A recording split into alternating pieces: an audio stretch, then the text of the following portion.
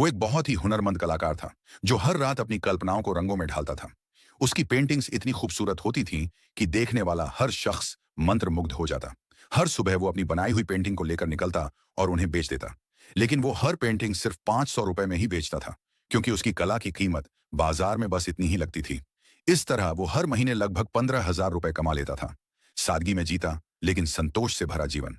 समय बीतता गया, उम्र बढ़ने लगी, और अब जब वो ब्रश उठाता तो हाथ कांपने लगते।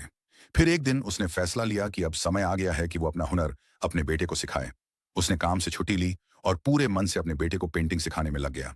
रंगों की समझ, ब्रश की पकड़, भावनाओं को चित्र में ढालने की कला, और सबसे जरूरी, अपनी कला को दुनिया के सामने कैसे पेश करना है।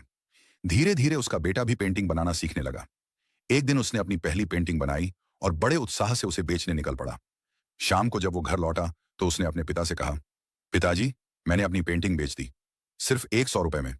पिता ने मुस्कुराते हुए बेटे की पीठ थपथपाई, लेकिन बेटे की आंखों में उदासी थी। पिताजी ने पूछा, बेटा, आज तुमने अपनी पहली पेंटिंग बेची है, फिर उदास क्यों हो?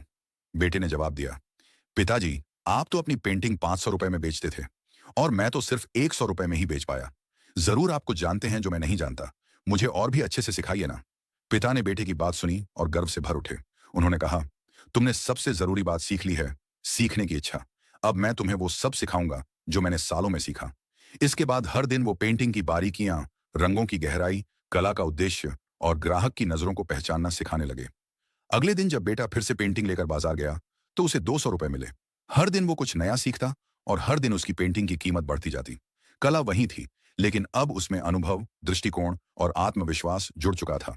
और एक दिन ऐसा आया जब उसकी पेंटिंग सिर्फ बिकने नहीं लगी, वो सराही जाने लगी। वन, सीखने की सच्ची लगन और विनम्रता सफलता की नींव होती है। दूसरा, अनुभव और मार्गदर्शन से कला में निखार आता है और उसकी कीमत बढ़ती है। दोस्तों, अगर कहानी अच्छी लगी हो तो मेरे चैनल को लाइक, सब्सक्राइब और शेयर करें। फिर मिलते हैं एक नई स्टोरी के साथ।